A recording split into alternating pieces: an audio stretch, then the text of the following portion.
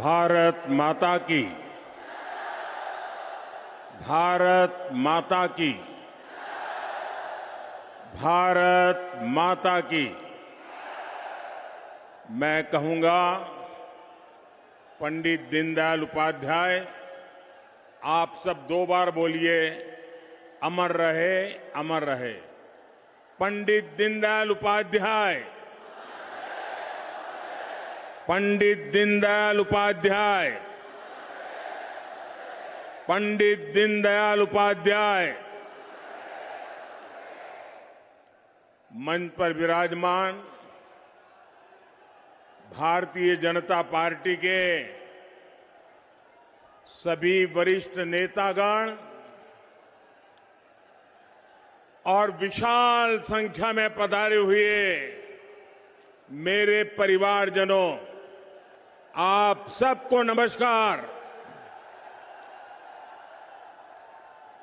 सबसे पहले मैं लोक देवता बाबा रामदेव को, लोक देवता तेजाजी महाराज को प्रणाम करता हूं। आज जल जुलनी एकादशी का पवित्र दिन भी है। यहां सभा स्थल पर ही भगवान बजरंगबली भी हमें आशीर्वाद दे रहे हैं। लाखों लोगों की आस्था में ये आस्था के केंद्र गोनेर में स्थित लक्ष्मी जगदीश महाराज के मंदिर को मैं आदरपूर्वक प्रणाम करता हूं। साथियों, गुलाबी नगरी में इस भव्य आदर सत्कार के लिए मैं राजस्थान की जनता को नमन करता हूं। आज दीनदयाल उपाध्याय जी की भी जन्म जयंती है। ये हमारे श्रद्धेय भैरों सिंह शेखावत जी का भी शताब्दी वर्ष है। हम आज भी उनकी प्रेरणा से आगे बढ़ रहे हैं। साथियों, राजस्थान के लोगों ने कांग्रेस के कुशासन से मुक्ति पाने का बिगुल फूंक दिया है। पिछले 5 साल जिस तरह की सरकार कांग्रेस ने यहां पर चलाई है, वो 0 नंबर पाने की हकदार है। गहलोत सरकार ने राजस्थान के लोगों के, यहां के युवाओं के 5 महत्वपूर्ण वर्ष बर्बाद कर दिए और इसलिए राजस्थान के लोगों ने ठान लिया है, गहलोत सरकार को हटाएंगे, बीजेपी को वापस लाएंगे।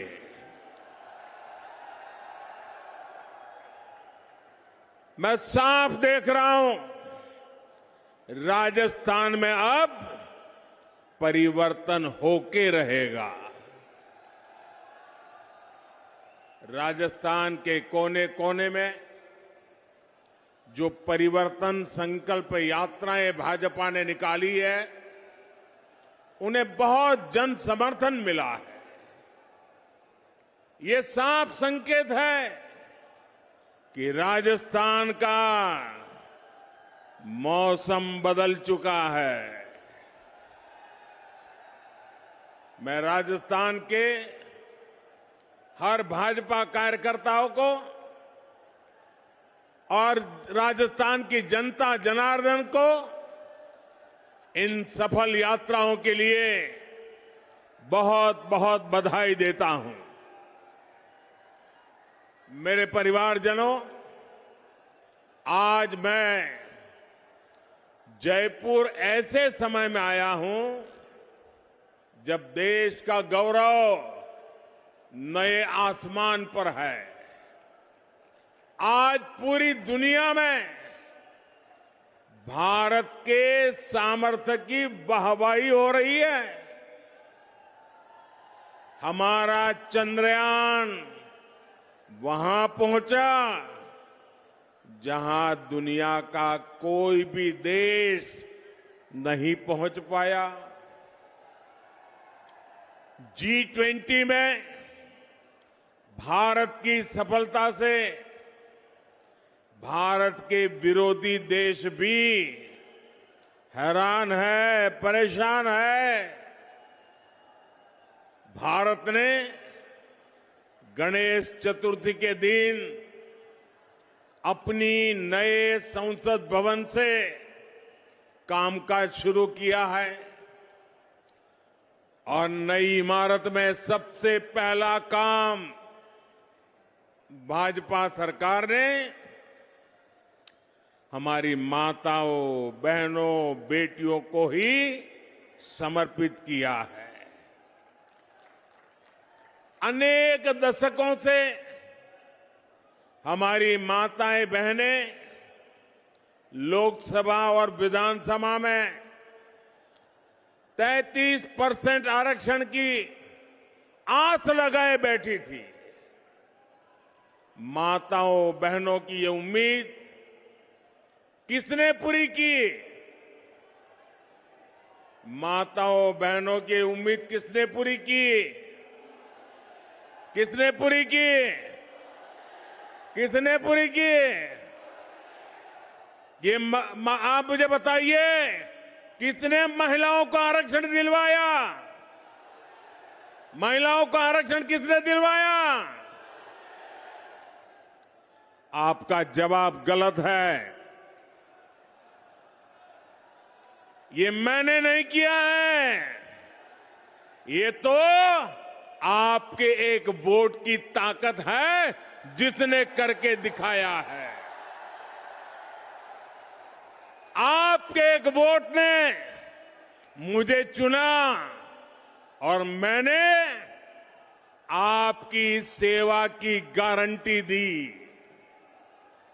आज आपकी ये गारंटी मैंने पूरी कर दी है।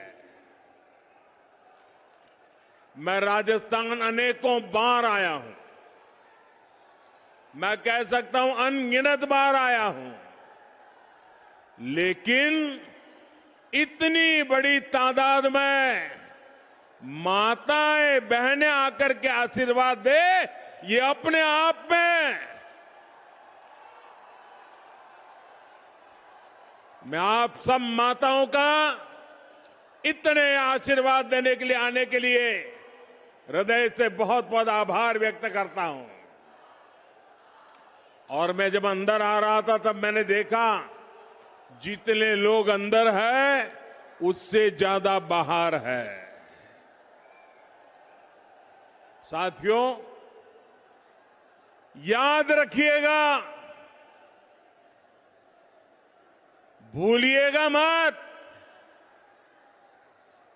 याद रखिएगा, मोदी यानी गारंटी पूरा होने की गारंटी।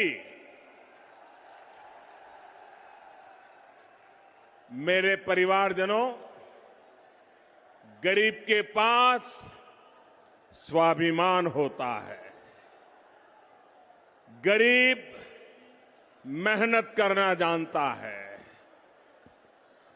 मैं जिस घर से निकलकर यहां आया हूं, मेरे पास करने के लिए सिर्फ और सिर्फ मेहनत है, सिर्फ मेहनत है। इसलिए मैं पूरे परिश्रम से आपकी सेवा में, अपने देशवासियों की सेवा में पूरी तरह जुटा हुआ हूं। इसलिए मैं जो कहता हूं वो करके दिखाता हूं।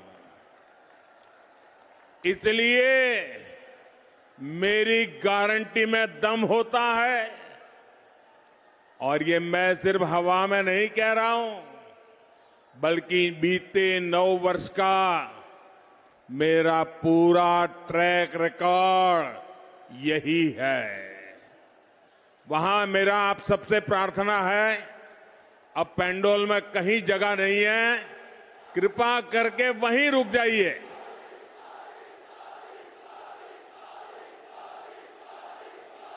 आप जहां हैं वहीं रुकिए। मैं आपके प्यार के लिए आपका बहुत बहुत आभारी हूं।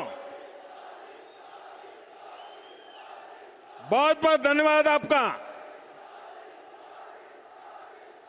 मेरे परिवारजनों, आप याद कीजिए, हमारी सरकार ने वन रैंक वन पेंशन लागू करने की गारंटी देश के पूर्व सैनिकों को दी थी। आप देख रहे हैं, मोदी ने वो गारंटी पूरी कर दी।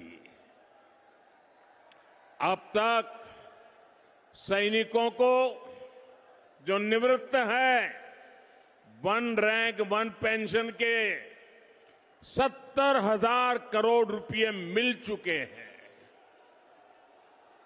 अब आप कल्पना करिए, कांग्रेस जब सरकार में थी तब उन्होंने 500 करोड़ रुपए की पोटली बनाकर वो झूठ बोलती थी कि वो वन रैंक वन पेंशन लागू करेगी।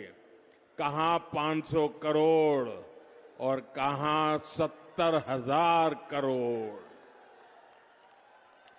ये भाजपा सरकार है जिसने 70,000 करोड़ रुपए देकर वन रैंक वन पेंशन को लागू किया है। साथियों, जब नीयत साफ होती है, जब खुद पर भरोसा होता है, तो गारंटी पूरी करना सरकार की पहचान बन जाती है। हमने भ्रष्टाचारियों के विरुद्ध कड़ी कार्रवाई की गारंटी दी थी। आज देश के भ्रष्टाचारियों पर कानून का जो डंडा चल रहा है, वो सब देख रहे हैं। आप मुझे बताइए, भ्रष्टाचारियों पर कदम उठाने चाहिए कि नहीं उठाने चाहिए? कड़ी कार्रवाई करनी चाहिए कि नहीं करनी चाहिए? इस देश से भ्रष्टाचार को खत्म करना चाहिए कि नहीं करना चाहिए? साथियों, 3 तलाक के चलते मुस्लिम बहनों के साथ अन्याय कई पीढ़ियों से हो रहा था। उम्मीद की कोई किरण नहीं दिखती थी, लेकिन हर बहन के आंसू पहुंचने की इच्छा शक्ति के कारण हम 3 तलाक के खिलाफ कानून लाए। इस कानून से लाखों बहनों को न्याय मिला है। मेरे परिवारजनों, कांग्रेस की कभी नीयत नहीं थी कि वो देश की महिलाओं को सशक्त करे। जो कांग्रेसी आज महिला आरक्षण की बातें कर रहे हैं, ये काम वो 30 साल पहले कर सकते थे। जब जब मौका मिला तब कर सकते थे। लेकिन सच्चाई ये है कि कांग्रेसी कभी चाहते ही नहीं थे कि महिलाओं को 33% आरक्षण मिले। आज भी अगर ये नारी शक्ति वंदन अधिनियम के समर्थन में आए हैं, तो मन से नहीं आए, बल्कि ये आप सभी बहनों के दबाव के परिणाम, सीधी लाइन में आए हैं। और इसलिए मेरी माताओं बहनों, आपको याद रखना है, मेरी हर बहन बेटी को याद रखना है, कांग्रेस और उसके घमंडिया साथी महिला आरक्षण के घोर विरोधी है। नारी को सशक्त करने के इतने बड़े फैसले को भी वो भटकाने में लगे हैं। जिन्होंने यूपीए सरकार के दौरान ये बिल रोका था, कांग्रेस के वही साथी उस पर अभी भी दबाव बना रहे हैं। इसलिए राजस्थान की बहनों को, देश की बहनों को बहुत सतर्क रहना है। मेरे परिवारजनों, राजस्थान तो गौरवशाली इतिहास और परंपराओं की भूमि है। यहां के कण कण में गौरव गाथाएं हैं। महाराणा प्रताप, महाराजा सूरजमल से लेकर राणा सांगा, राणा कुंभा तक, वीर दुर्गादास राठौर से लेकर गोविंद गुरु तक, मीराबाई, पन्ना धाय, रानी पद्मिनी से लेकर अमृता देवी, कालीबाई, कनबाबाई तक, ऐसे अनेक संतानों ने एक महान सनातन धरोहर हमारे लिए छोड़ी है।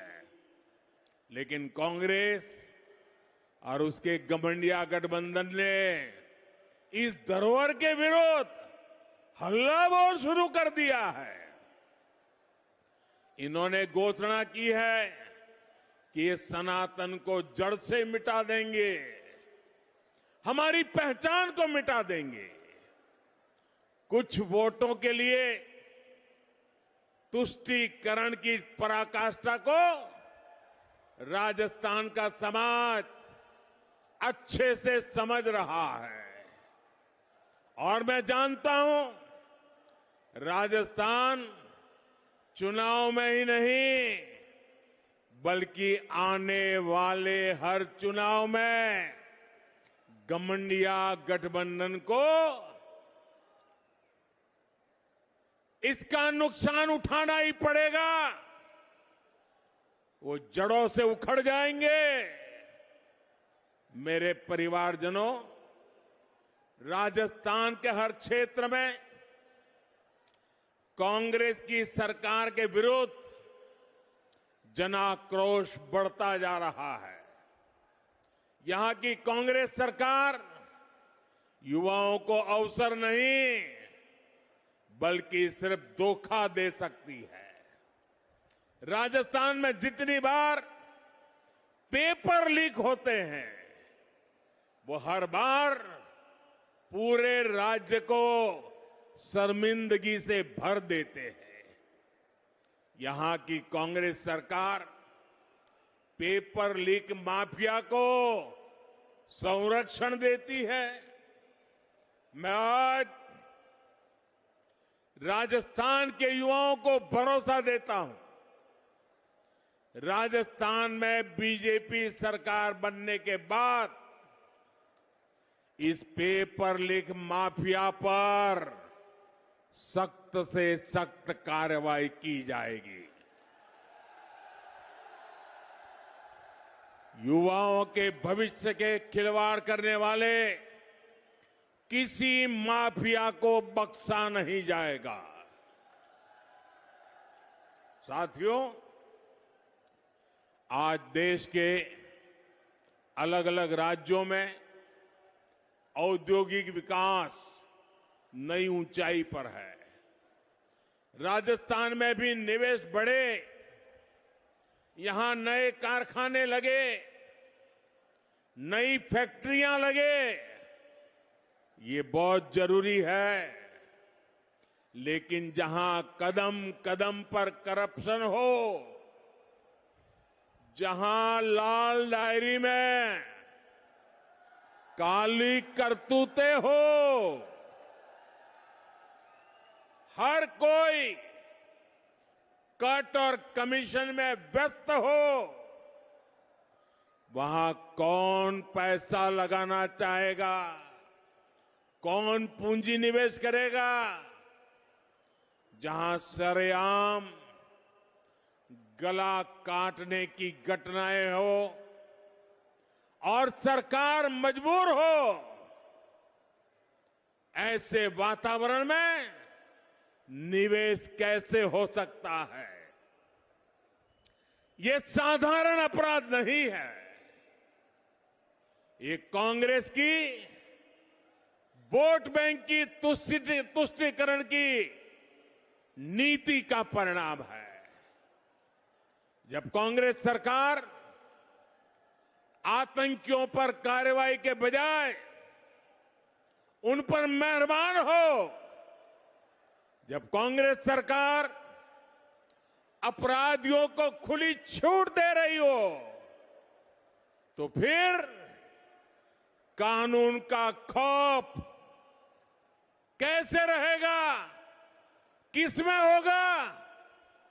इसलिए आज राजस्थान की स्पष्ट कानून व्यवस्था की बहुत बड़ी भुक्तभोगी हमारी माताएं, बहनें, बेटियां हैं।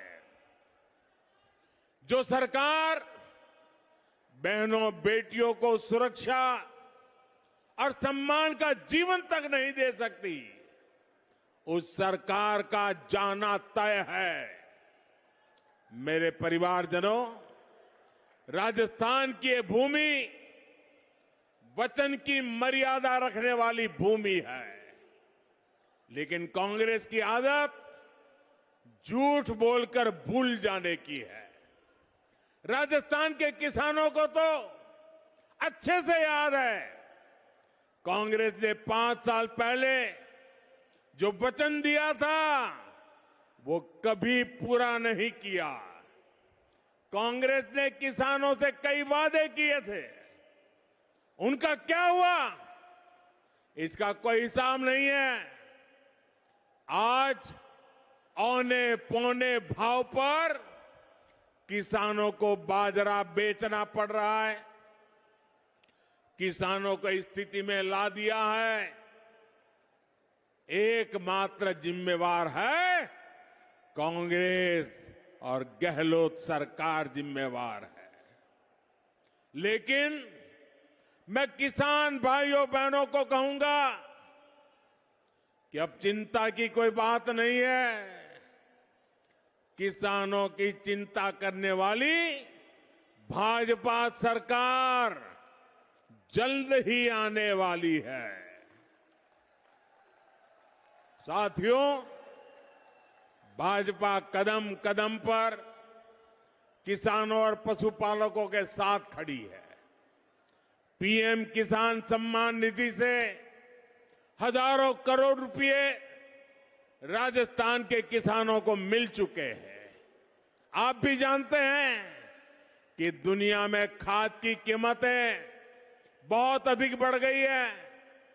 कई देशों में खाद की बोरी 3,000 रुपये तक मिल रही है, लेकिन भारत में भाजपा सरकार वही खाद की बोरी सिर्फ 300 रुपये से भी कम कीमत में उपलब्ध करा रही है। साथियों, भाजपा सरकार ने अपने कारीगरों, अपने शिल्पकारों, हमारे विश्वकर्मा साथियों के लिए एक बहुत बड़ी योजना शुरू की है। कांग्रेस की सरकारों ने कभी इन साथियों की सुध नहीं ली, लेकिन आज हमारे दर्जी भाई बहन, हमारे बाल काटने वाले भाई बहन, जूता बनाने वाले भाई बहन, हमारे कुम्हार भाई बहन, सुनार भाई बहन, लोहार भाई बहन, सुतार भाई बहन, मालाकार, ऐसे अनेक काम से जुड़े साथियों के लिए हम विशेष योजना लेकर आए हैं। इस विश्वकर्मा योजना के तहत इन साथियों को ट्रेनिंग और आधुनिक उपकरण सरकार देगी। यही नहीं, इन्हें लाखों रुपए का कम ब्याज वाला ऋण भी मिलेगा। ये योजना राजस्थान के लाखों विश्वकर्मा परिवारों का जीवन बेहतर बनाने में मददगार सिद्ध होगी। साथियों, मोदी हवाई बातें नहीं करता, क्योंकि मोदी के पांव पूरी मजबूती से जमीन पर ही रहते हैं। इसलिए बीते 9 वर्षों में हमने सामान्य से सामान्य लोगों की छोटी छोटी कठिनाइयों को दूर करने का प्रयास किया। एक तरफ हम स्वनिधि योजना से रेहड़ी, ठेले, पटरी वालों को मदद दे रहे हैं, वहीं दूसरी तरफ पीएलआई स्कीम के माध्यम से दुनिया भर के उद्योगों को भारत आमंत्रित कर रहे हैं।